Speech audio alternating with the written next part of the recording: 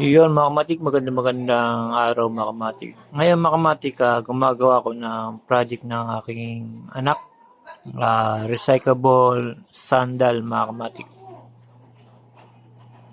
Paano ba gawin mga kamatik? Unang-una, ito yung tsinelas, ibabakat mo lang sa karton. Yung kanyang swelas. Pagka naibakat na mga kamatik, guhitan nyo, tapos gugupitin nyo naman. Yan, pagka nagupit na mga kamatik, para tumibay siya, na pagsuti hindi kagad masira, lalagyan nyo ng eco bag. Pagkatapos ng eco bag, mga kamatik, katulad nito, kakabit ko na lang. Yan, pag ganyan siya, tapos kailangan mga kamatik, 4 na ganito. Para yung swelas, igaganyan siya, didikit, tapos nakasama na siya doon para makapal yung date niya. Sa ngayon pinatutuyo ko pa. Ayan, gugupit din kayo ng mga katulad ng ganito mga kamatik. Ayan. Baka gumupit kayo kulang ng extension, lagyan nyo rugby. Katulad nito, may stapler siya. Nilagyan ko ng rugby mga kamatik kasi yung stapler ko. Tapos lalagyan, babalutan nyo rin to. Katulad niyan. Ayan. Pagka binalutan nyo mga kamatik, para tumibay, itong recyclable sandals natin. Sa ngayon mga kamatik, pinatutuyo ko pa. Papakita ko na lang sa inyo pagka nayari na mga kamatik. Saka pagka nagkabit kayo ng ganito, ng eco bag, kailangan meron laging ganito mga kamatik extend, para ito na yung pang tutupin na ganyan mga kamatik. Sa ngayon, di ko pa siya gawa ng ito, ikakabit na lang to. Medyo basa pa, papakita ko na lang sa inyo pagka okay na pwede na siya ikabit mga kamatik. Ang gagamitin yung mga kamatik, rugby, tanda lagi nakamas para hindi mamoy yung chemical. Puro rugby to, saka recyclable carton at eco bag. Sa ngayon pinatutuyo ko pa mga kamatik. Yung mga kamatik, ngayon ito yung sobra, lalagyan natin yung rugby. Paikot mga kamatik. Parang ganito mga kamatik ko. Kaya natin nilagyan ng eco bag yan mga kamatik para matibay. Kasi kung carton lang, madaling masira, baka pag ano mo, lakad mo, putol na. Itong eco bag, yan yung nagsisilbing patibay ng sandals na to mga kamatik. Ito, di-designan pa to mga kamatik. Ito ano lang, sila na dahil magdi-design. Ginawa lang natin.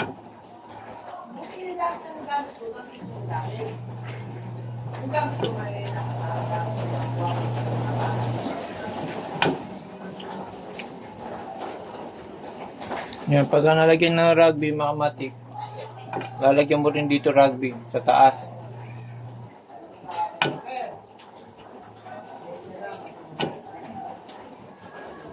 Para madikit. Kasi kung dito sa eco bag, baka hindi kumapit sa karton. Kailangan pati sa karton, mga kamatik, lalagyan nyo rin.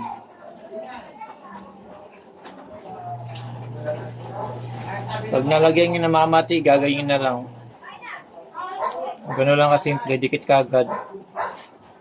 Pagka may project kayo na sandal, mga kamatik, ganito lang.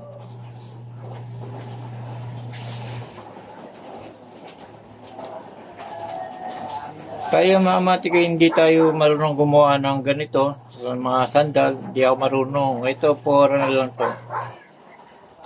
Experience, mga kamatik, first time lang. Tinignan ko lang yung sandal at ginawa ko na kaagad.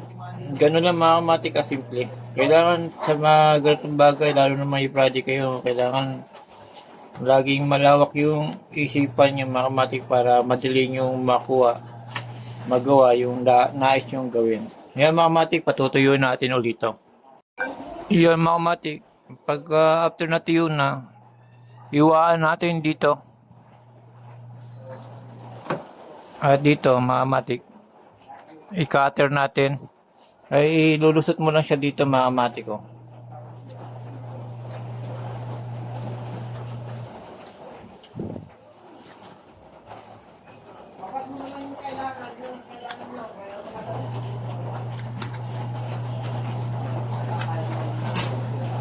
Ngayon mga kamatik, nalusot na.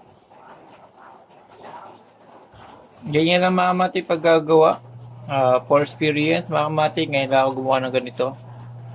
Tinignan ko lang for the first time na madali lang din pala. Mga kamatik, ganyan siya.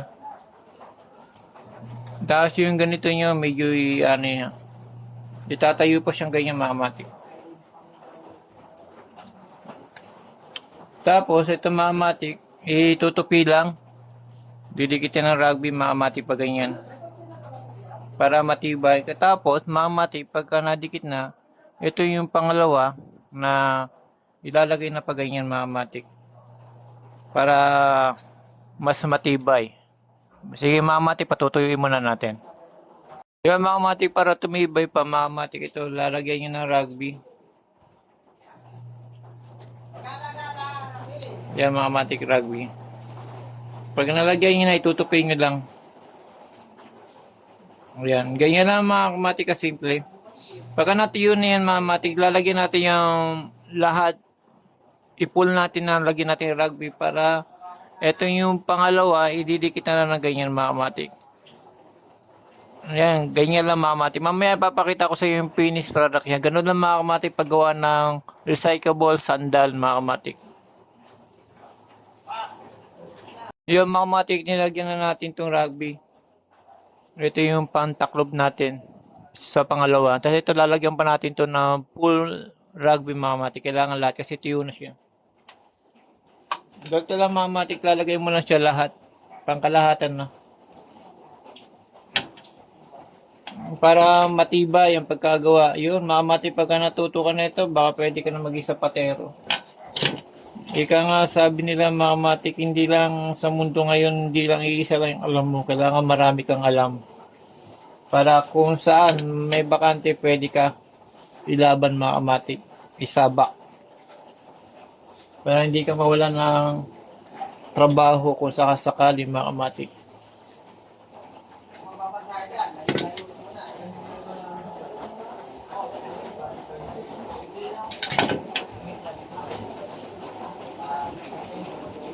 Kita niyo mga kamatik, tinignan ko lang yung sandal at inisip ko kung paano siya gawin. Gano'n lang kasimple mga kamatik. Pagkatitig ko, ginawa ko na para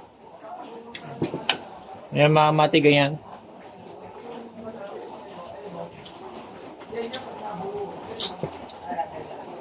Yan mga kamatik, ganyan.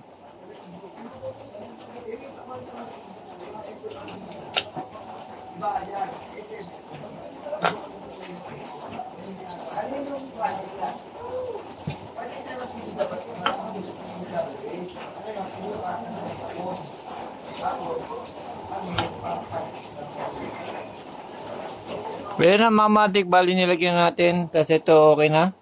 Itataklob lang natin yan pag ganyan mga kamatik.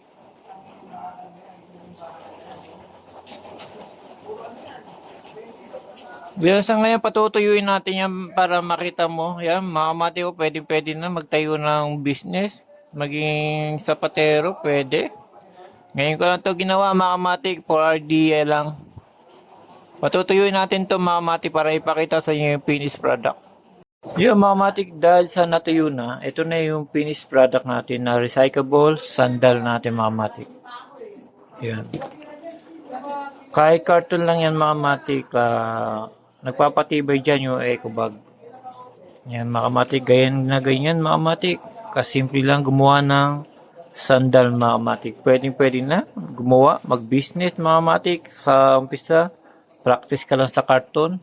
Pagka alam mo nang marunong ka na sa karton, pwede ka nang bumili ng materials para paggawa ng sandal mga kamatik at pagbenta. Yan mga kamatik, yan po yung finished product. Hanggang dito na lang mga kamatik. Ito for the first time ko lang ginawa. Tinitigan ko lang yung sandal. Katapos mga kamatik, tinignan ko kung paano siya gawin. Kailangan bago mo siya gawin mga kamatik, isipin mo muna kung saan ka mag-umpisa. Pagka naisip mo na, saka mo na siya gawin mga kamatik. Yan mga kamatik, hanggang dito na lang. Salamat. Ito yung sandals na recyclable carton natin mga kamatik. Carton at eco bag. Hanggang dito na lang. Salamat mga kamatik.